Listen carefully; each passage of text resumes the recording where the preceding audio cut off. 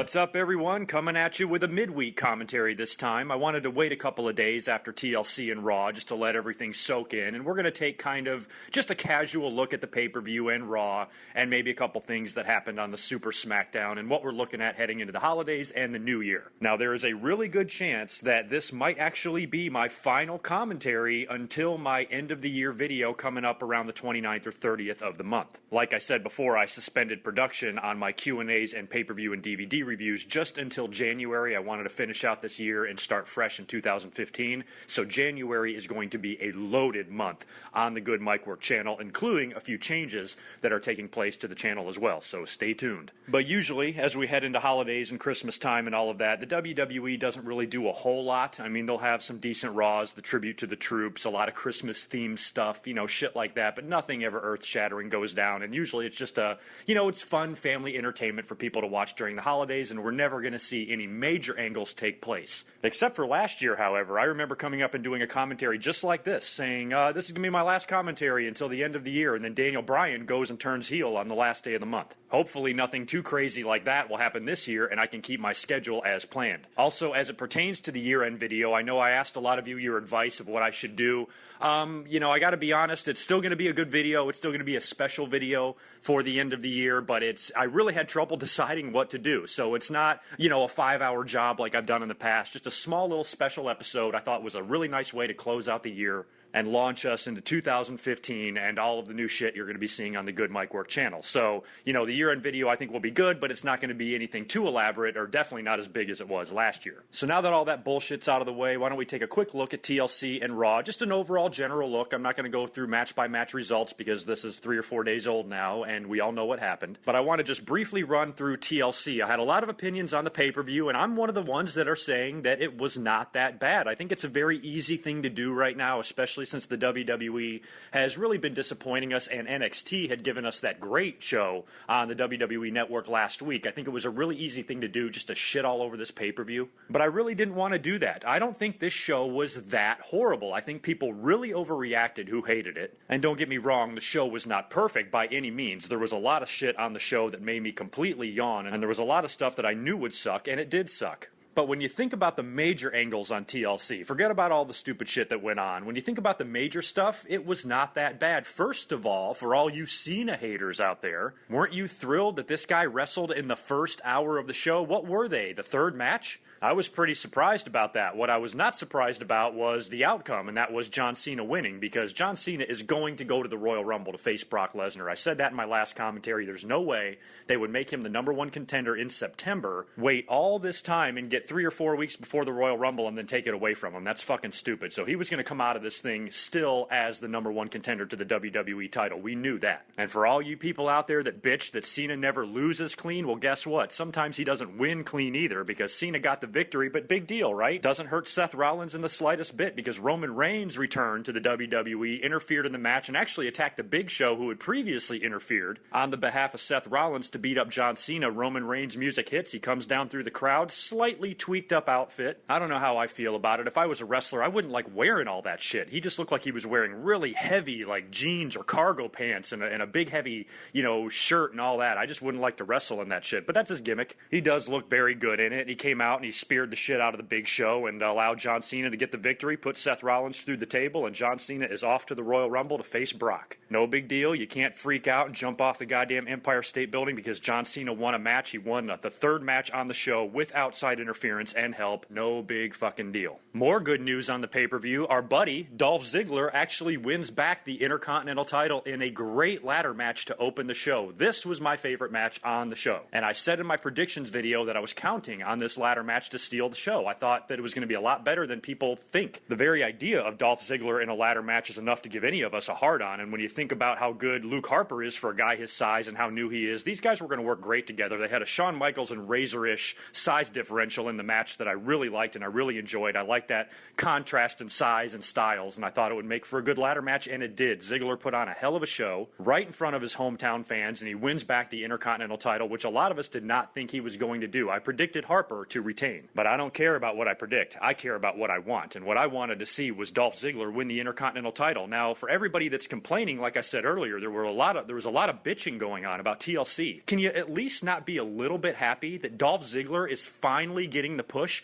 I gotta tell you, I actually like this push they're giving him with the IC belt more than I liked his push with the world title. Because that world title was like the secondary championship, featured mostly on SmackDown. Dolph Ziggler, in the position he's in right now with the Intercontinental title and what he did at Survivor Series and winning the Slammy, he is right in the middle of this whole authority, top Raw storyline angle that they're doing, and he's a major player in it, and it's so great to see that, and it's great to see him win some matches. I even think he won again on the SmackDown Live show. Oh, and by the way, I had no idea that SmackDown show was even taking place. That aired live the other night on the USA Network. Am I hearing that right? I watched just about the entire 3 hours of Raw. How did I miss that? I was probably too busy tweeting fucking jokes to even hear them talk about this SmackDown show, but apparently it already aired, and it already aired live, which I guess means it won't be airing this coming Friday. I have no idea. But anyway, just from reading the results, Dolph Ziggler got the victory over Seth Rollins in the show, and I believe it was the main event. So what they're doing with Dolph Ziggler right now is fantastic. We should all be happy about that. If you want to complain and you want to bitch about the product non-fucking stop, you at least have to pause and take a look at what they're doing with Dolph Ziggler and at least be happy about that.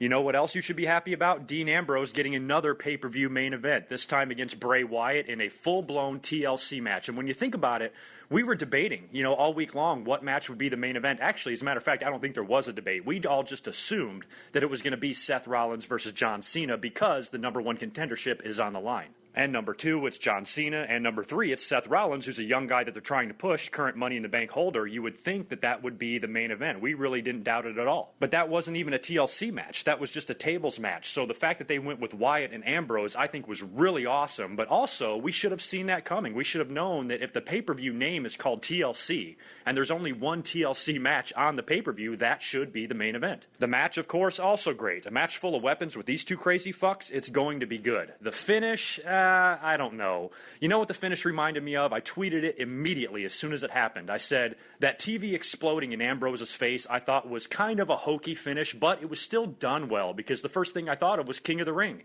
1993, when Hogan had the camera explode in his face, and it looked terrible. This was a stunt that actually looked real. It looked like that thing blew up in Ambrose's face, where in the Hogan match, when that camera exploded in his, the flames were like 5 feet from his face, and he still sold it. It was stupid. So at least this looked a little bit better, but yeah, a TV exploding to end the match, who the fuck comes up with this shit? And would it kill the WWE to give Dean Ambrose a victory on a pay-per-view? Has he even won anything since the Shield split up? I don't know, but the guy's over as shit.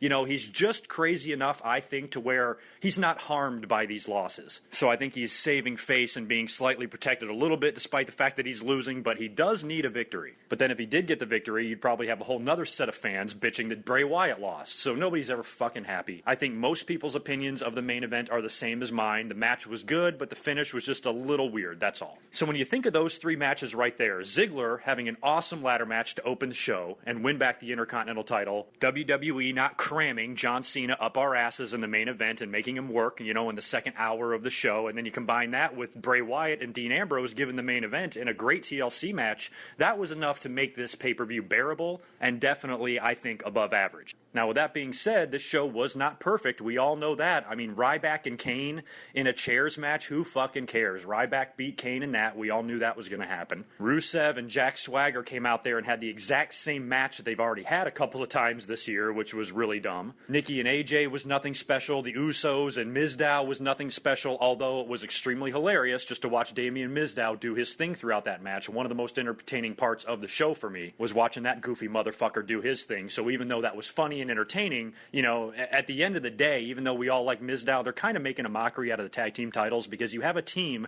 The Miz and Mizdow are not even a fucking team. They're not working together. Mizdow is out there too busy being the stunt double and mimicking everything that the Miz is doing, even when he's getting his ass kicked. He's not acting like a partner. He's acting as a comedy routine, which is fine because he's great at it. Their promos have me cracking up. I damn near pissed my pants when I watch them do promos now, because now Mizdow is even imitating everything Miz is saying. And I even think during the match, match, the Miz was being suplexed or something, and they were holding him up in the air, and then Mizdow goes and does a handstand in the corner. I mean, it's just fucking hilarious. But still, these guys are tag team champions. I know the titles aren't what they used to be when the Bulldogs and the Hearts used to hold them, okay? I'm not stupid, but I would still like to see these belts treated with a little bit of respect. You're giving the tag team titles to a joke of a team who are not a team at all. It's basically just a one-man team, with one guy acting as the stunt double. So basically the Miz is tag team champions by himself. But you know what? When I think about it, that's okay. I'm willing to sacrifice the WWE tag team titles if that means we can laugh our asses off at Damien Mizdow every week, because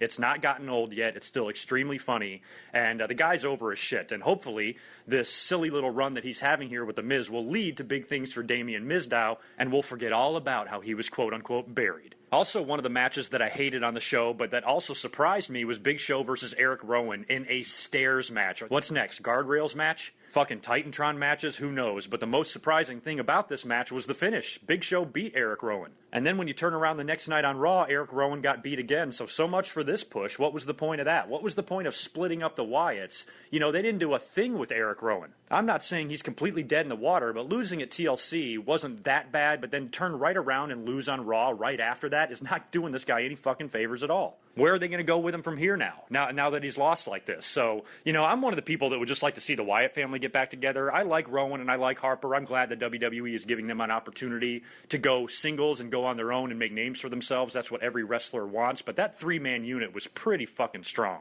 And with the Shield breaking up too, I think they could have just kept the Wyatt family together a little bit longer. And I wouldn't mind seeing them reunite, in 2015. I really wouldn't. Also on the pre-show of TLC and on Raw, the New Day had a match. I think they beat Rhodes Brothers, and then I can't even remember what happened on Raw. But again, I mentioned the New Day last time. Not a fan so far. I really like Big E, and I really like Kofi, and Xavier Woods has been entertaining the little bit that I know of him. So I think the three-man group could be good, but the overall gimmick and their overwhelming positivity is just something that's, I mentioned last time, I hope it's just a ploy. I hope they're just doing all this shit and being really over-the-top positive just to turn around and be a heel in the end. I'm hoping they go that direction, because if they're not, and they're actually serious about this, surely they can't be this blind and see that this thing is not over at all. Those fans in Detroit on Monday Night Raw shit all over them, and those guys don't deserve that, because they're all good workers and they're all very capable, and all this time to put them together and develop this faction and this gimmick is completely fallen flat. They need to do something, and they need to do something with these guys quick. Turning our attention to Raw now, as far as this show goes, I kind of felt the same about it as I did about TLC.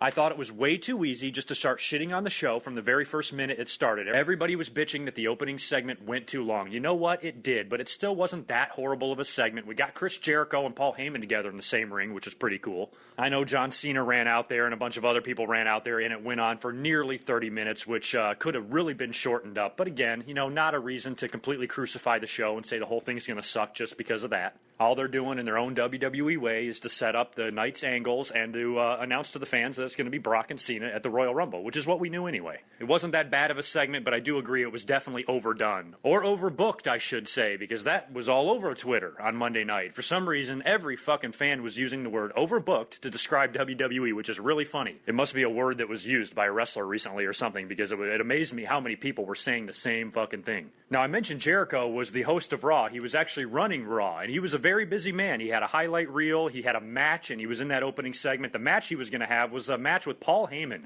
which was really weird. Now, it was funny when they were in the ring, Jericho and Paul Heyman, cutting a promo on each other. Jericho joked that Paul Heyman still owed him $200 from his ECW days for playing a Chris Jericho tape over and over and over and never giving Jericho his royalties for it. And the funny thing is I can almost guarantee you that fucking story is probably true. So Jericho says, forget it, I don't want your money. They wind up setting up a match between Chris Jericho and Paul Heyman, and I was thinking to myself, I'm like, wait a minute, haven't we heard about Brock Lesnar for months being advertised for this show? Shouldn't Chris Jericho know that? You really want to challenge, Fat Walrus Paul Heyman to a match when you know that his big hunk of muscle is backstage, going to kick your ass as soon as you touch the guy? To me, that was a little bit silly. And what was even sillier is that the fans were going to vote on what kind of a match Paul Heyman and Chris Jericho were going to have. And I can't even remember what the three choices are now. All I remember is the three choices were the same fucking match. I think it was no holds barred match or Extreme Rules match or a street fight match. Well, all those matches have no rules and you can do whatever you want. So aren't they the same? so goddamn stupid. So when they finally come out for the match, I don't even remember what the results were. I can't remember which one,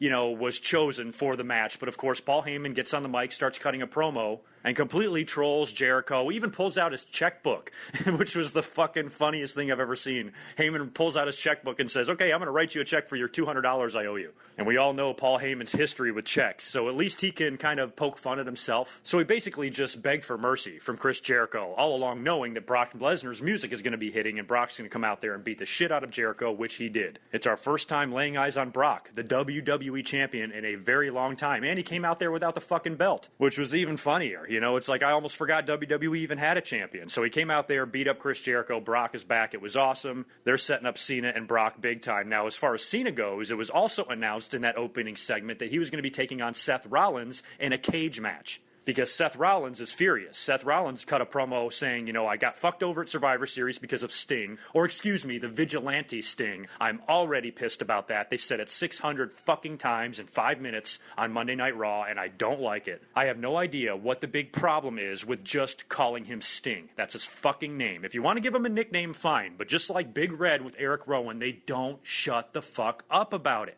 I mean, how much can one company overdo shit? When it comes to stuff like this, the WWE is unrelenting. They will hammer this name into your skull like an unstoppable rebel force. It is unbelievable how hard they try to get shit over when they want it to be. So there's a very good chance that this motherfucker's name could be legally changed to Vigilante Sting. So that's what they're referring to him now. So Seth Rollins is pissed at Sting for costing him the match at the Survivor Series, and now he's pissed at Roman Reigns for costing him the match against John Cena at TLC.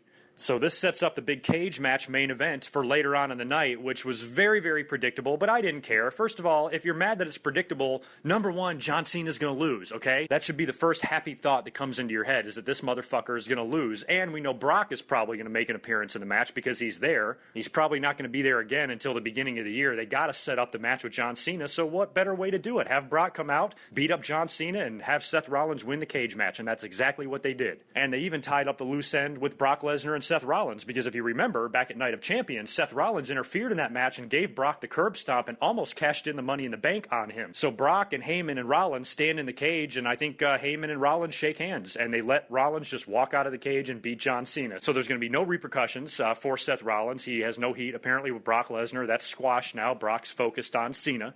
And it gave Seth Rollins the victory, and it gave John Cena a loss. So as far as the main event of Raw goes, it was definitely a nice surprise to see that instead of the typical six-man clusterfuck double DQ tag match that they've been doing every single fucking week for I don't know how long. Now, as far as some of the other stuff that happened on Raw, just a couple of things. Roman Reigns, of course, is back. He returned at TLC, came back on Monday Night Raw. Who'd he beat up? Fandango or something? And I think he even beat the shit out of Fandango on the SmackDown show as well. But he cut a promo on Raw, and the Big Show interrupted him. So it looks like he's going to be feuding with the Big Show because that's who he attacked when he interfered in the Seth Rollins-John Cena match at TLC. And I'm really confused with who's feuding with who here. Seems like everybody is going around in circles. But it does look like that Big Show is going to be the guy they're going to pair with Roman Reigns at first. But they had another interaction on Raw, and Big Show interrupted him, which is good because I don't want Reigns to talk for too long. If you notice on TLC, after he returned, he botched his backstage promo. He definitely fucked it up, and you could see it in his eyes that he was thinking in his head about how to recover.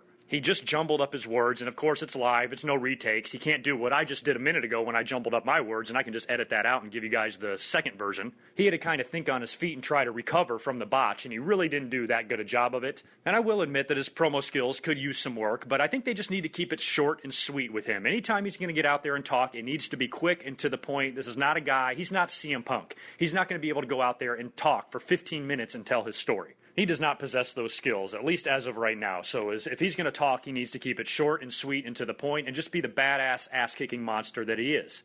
And also, I would like to congratulate Roman Reigns on his very hard-fought Royal Rumble 2015 victory. Congratulations, Roman. I'm so glad you won that match and you're headed to WrestleMania. Good luck in the WWE title match. I mean, seriously, that's what it feels like. They might as well give him the Royal Rumble victory now. Unfortunately, as much as I don't have a problem, I'm not going to be that guy. I'm telling you, there are too many of you out there already as it is.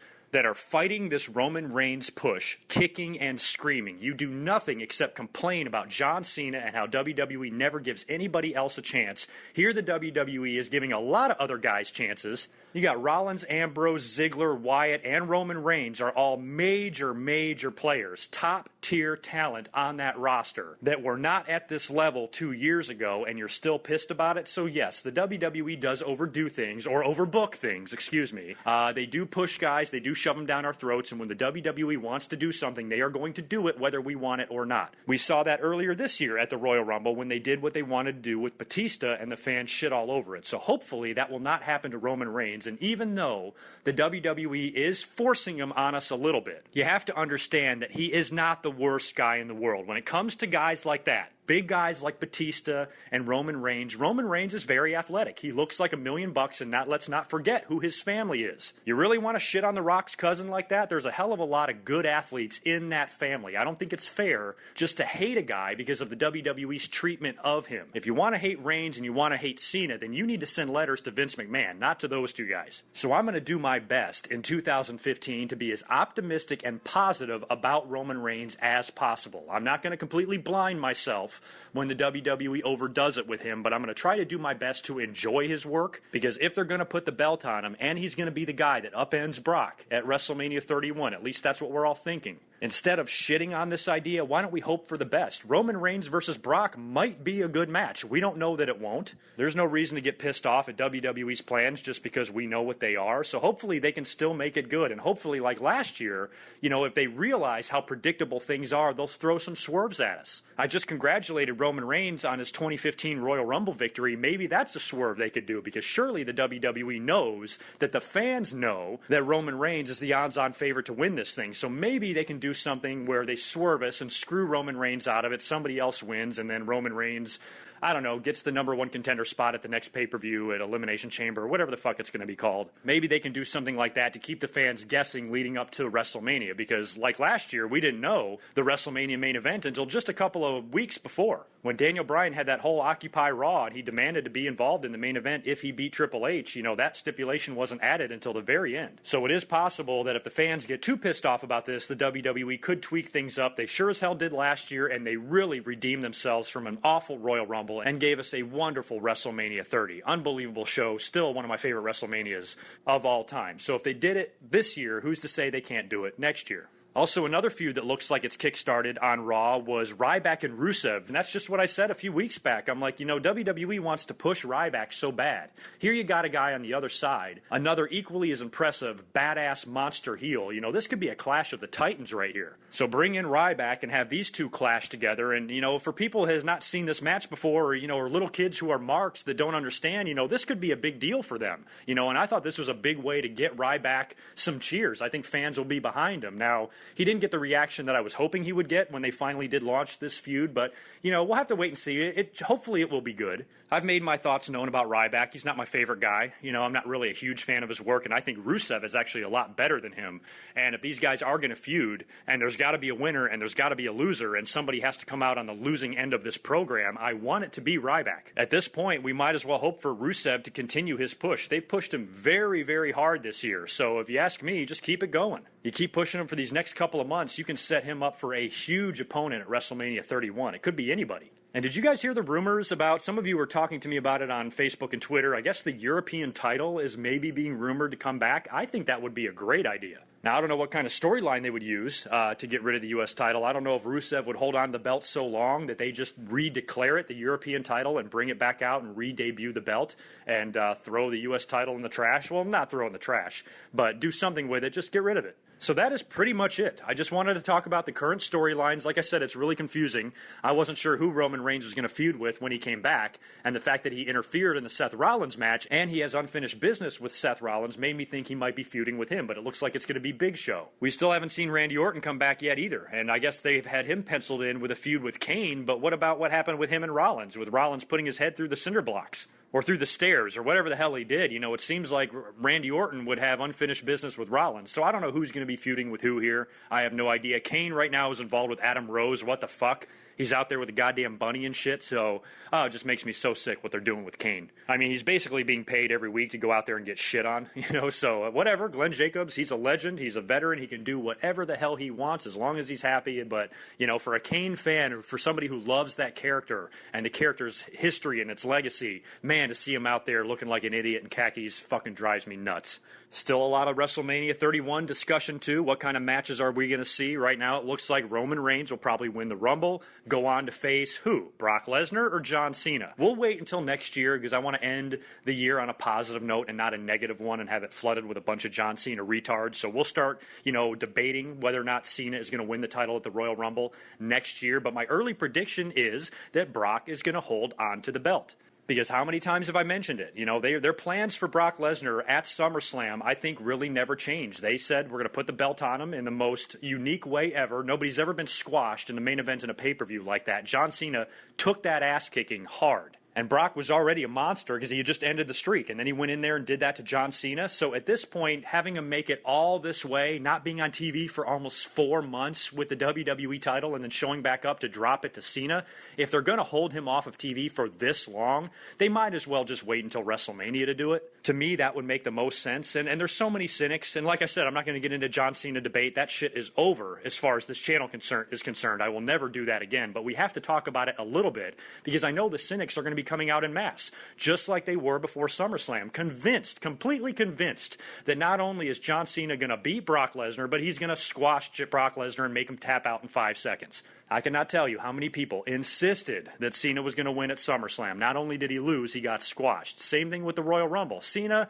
he's not going to get squashed this time. It'll probably be a fight to the death, much like it was at Night of Champions when Cena had Brock beat and then there was outside interference to end it. Of course, we're probably going to get some sort of a finish like that. John Cena is not going to get suplexed and beaten into submission like he was at SummerSlam. He's going to put up a fight, and with Brock Lesnar probably leaving, after WrestleMania 31 to go back into MMA, John Cena has to look somewhat strong against Brock, but I think by hook or crook, Brock Lesnar will wind up coming out of that with the belt because, to me, that's what makes the most sense. If you're going to have Brock hold it this long, you might as well just have him hold it to WrestleMania where he can drop it on the big stage. That would complete, his big year-long reign of terror through the WWE with what he did to The Undertaker and John Cena, completely demolishing everybody that stepped in his way, and then to finally lose 1 year after the whole thing started, I think would be the way to go there. Cena's a guy I could see going into WrestleMania to face a guy like Rusev or something like that. I think Cena might be used in that way because there's no point in giving John Cena, a guy like him, the main event at WrestleMania 31 where he's going to win the title. Trust me, you do not have to worry about that. We all see what they're doing with Roman Reigns. He's their guy. Now, I guess it's possible that maybe the WWE could take the belt off of Brock, even though I don't think they will. They could do that and give it to John Cena and have John Cena drop the belt to Roman Reigns because of the WWE. They're probably worried about WrestleMania a little bit. They want the fans to be happy. They want them to cheer. And if they're insistent on giving Roman Reigns the belt, him spearing and pinning John Cena in the main event sure would guarantee some fucking cheers in that building. So I guess maybe it's possible John Cena could beat Brock and go into WrestleMania 31 as champion, but I hope not. To me, there's no need for that. John Cena's had a fucking 12-year run. He's been on top so much at every single WrestleMania. Unless they were going to use him to launch Roman Reigns, I don't see any reason for this guy to be anywhere near the WWE title for the foreseeable future. So hopefully his match at the Rumble with Brock will come and go, and Cena can just do something else at WrestleMania 31 for you guys to complain about. Undertaker rumors are swirling around as well for WrestleMania 31 and who he could possibly work with, if anybody at all. I just don't know. I don't know what they were going to do with Undertaker. Have you seen some of the recent photos that have come out of him? He looks like he's 100 years old. I don't know what kind of match he would have or who he could work with. I mean, I know we've all wanted to see Undertaker and Sting. I guess that's a possibility, but at this point, now that the streak is over, I guess that means that, it would keep us guessing on who would win, but, I don't even know if I want to see these two old guys face each other. To me, I've said it a million times, we missed the boat on Sting and Undertaker. As bad as it sucks, sometimes you have to accept reality. And the fact is, this match would have been much better 15 or 20 years ago. I don't know how good it could be in 2015, which is why I think they might be going in the Triple H and Sting direction instead. If Taker does work, we've heard Bray Wyatt. That might be good. Undertaker already lost last year. Who's to say he has to win now, I mean, what if they have Undertaker face Bray Wyatt and lose again? And that's it. And then the following year in Dallas, which I think is where WrestleMania 32 is, that's probably going to set all sorts of attendance records in the fucking Jerry Dome. That could be a good place for Undertaker to retire. It's in his home state, Hall of Fame, the whole deal, and maybe he can end his career with 2 WrestleMania losses in a row. Imagine that. Don't scream and yell, oh, they could never do that. Undertaker can't lose a second time. Why not? The streak's already dead. It doesn't matter at this point. At this point, maybe the Undertaker can go out, putting a young kid over, and a guy like Bray Wyatt, who's creepy, who's young, could have a long legacy in this character in the WWE for many years to come. He could be the perfect guy, to use to beat the Undertaker a second time, which is where the Undertaker realizes his mortality. He's done, retires from the ring, and the following year goes into the Hall of Fame. That could be nice to see something like that. So we'll have a lot to talk about as far as WrestleMania 31 goes in the next few weeks. I can't believe it's almost here again. I'm still not recovered from last year's WrestleMania, and how many commentaries I was doing and how much was going on with everything, with the show and Daniel Bryan and the Ultimate Warrior and the streak and all that stuff. It was just a very, very hectic time in the wrestling business, and we're almost there again. Once we get to the 25th of January and we have that Royal Rumble pay-per-view, it's going to be balls to the wall until WrestleMania. So we've got a few fun months ahead of us. It's just these few weeks of shit we got to deal with until then. So I think that's it. I was planning on talking about CM Punk in the UFC a little bit because he is getting a little bit of heat from some guys that,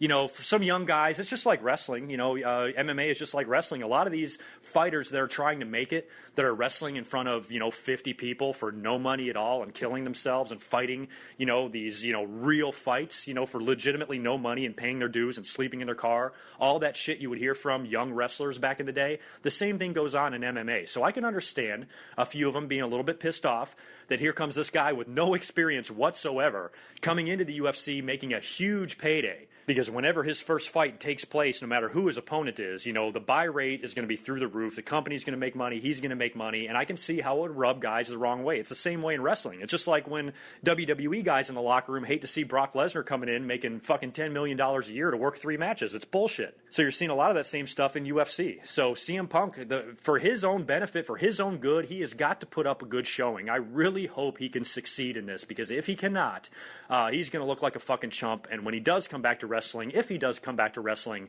he's going to be damaged. So I want CM Punk to do well in this, to earn the respect of not only the fans, but of his, of his colleagues, of his peers in that locker room. There's a lot of guys that do resent him. A few guys have already come out trash talking him on interviews. I thought pro wrestling fans and pro wrestlers in general were fucking annoying and smarky and dramatic, but MMA fans seem just as bad, if not worse. True fans of MMA that hate pro wrestling are just shitting all over CM Punk, and a few of these brain-dead fighters have come out and cut these completely rambling, profanity-laced promos. This one guy, he was barely even speaking English. He was just going on and on about CM Punk and motherfucker this and motherfucker that and your little prissy fairy nose and, all this stuff. I'm like, who the fuck are you? You're just pissed because people in the world know who he is, and he's coming in and making a payday, and it's pissing you off. So I can see how it pisses people off, but for CM Punk's own good, he better fucking win a fight or two just to get these guys off of his back. And I also just recently read that Alberto Del Rio is heading into Ring of Honor to take on Christopher Daniels. That's not bad, huh? I'll watch that match for sure. And I'm also going to watch more NXT, because after that Our Evolution show that they had a few days back, that was fucking awesome. And I didn't even talk about that. You have to wonder, going into TLC, a lot of us were saying, you know what, that fucking NXT show is going to do better than TLC. It's going to be a better overall show than TLC will. A whole group of developmental talent making no money are going to go out there and put on a better performance, than these great wrestlers in the WWE. I think that was a very real possibility of happening, and it was. The overall show, I think, was better. NXT's show was better than TLC. And you have to wonder what that's going to cause internally. You have to wonder if this could lead to a storyline. Maybe the NXT, maybe a group of them comes in and invades like the Nexus did years ago. Maybe they use this little in-house competition that they've created with themselves with this, batch of hungry young talent that want to grab, quote-unquote, the brass ring. And they want to come into the company and take over some of these major spots being held by this top talent. So that could be a really good way to incorporate, some of the NXT talent onto the main roster. And you have to wonder what the feelings are politically backstage. Are the wrestlers worried about this? Are they the ones looking themselves in the mirror saying, wow, these kids just outperformed us? I did read something where John Cena, of all people, apparently held a talent meeting where he kind of gave everybody a pep talk to say, hey, remember who you are, go out there, work hard every night, whatever. I don't know what the point of that was. It could just be a way to work the dirt sheets, which it probably was. But there's also a good possibility that a lot of the talent recognizes, the potential in these NXT workers. And I think a lot of it just has to do with the show and how simple it was. There's just a few agents, a few legends and trainers down there helping them out, 1 or 2 writers. The shows are taped, 4 at a time, for a whole month. It's probably much easier to book angles and stuff because they're running NXT the way WWE used to be run in the 90s. They would do the same thing. The Monday night after a pay-per-view, they would air Raw live, but they would stay and tape 3 more Raws after that to be played each week throughout the end of the month. So they would do a TV taping only once a month, which sounds like the way NXT is doing things. So when you do that, you can sit down and write an entire month of storylines and follow through with them because they're all taking place on one show. And weeks don't pass where people change their mind and they want to fucking tweak shit up. 25 writers put their 2 cents in, and the next thing you know, the story doesn't resemble anything like it did when it was first brought up. So the rise of NXT is going to be something very interesting to watch in the next several months because I think that we could really see, some sort of a competition here, whether it be storyline, whether it be real, I don't know. All I know is if you're a WWE superstar and you're on the main roster and you're watching those developmental kids tear the house down like that, you got to be a little bit worried. So anyway, that is it for me. I might be leaving out some stuff. If I am, I'm sorry. There's a lot of stuff to get into and I am very busy and it's the holidays and all that shit. You know how that can be. I'm not guaranteeing this, but like I said in the beginning, this might be the last time you hear from me until about the 29th or 30th of the month. I've got a lot going on for the holidays. I know a lot of you do too, as well as what we're going to see on Monday Night Raw and WWE. It's not going to be anything that great. It's going to be Christmas themed shit. As a matter of fact, this Monday night on Raw, I believe Hulk Hogan is going to be hosting the show, and I expect him to have a Santa hat on and all that shit. So we're going to get the big Christmas themed Raw this coming Monday night, but I don't think it's going to be huge. I don't think any major swerves or storylines or anything like that is going to break on this show because it's mostly, a holiday-themed episode. But if anything does happen, I might come up and talk about it. It just depends on how significant it is. I don't even know if I'll be home for that show. Most likely I will, so if you want to tweet with me on Monday night, feel free. As far as I know, I'll be home for that. That could change, but I hope everybody has a great holiday. I really do. Regardless of what you celebrate, I really enjoy the time of the holidays because for me, they represent something totally different. To me, they represent being around the ones you love, spending time with your family, enjoying some nice time off of work, and just relaxing. To me, it's just going over to my parents' house with my siblings and their husbands and their wives, and sitting down and drinking wine and watching football and having big, delicious meals and opening presents and all that. It's my favorite time. I love this time of the year, even though, I'm not a Christian. So regardless of what it is you celebrate during this month, I wish you a very, very happy and safe holiday. I love each and every single one of you. And I will be up here with a very nice end-of-the-year video in a couple of weeks. And 2015 is going to be a very fun year on the Good Mike Work channel. You guys take care of yourselves. And like I said, have a great holiday season. Until next time. Peace.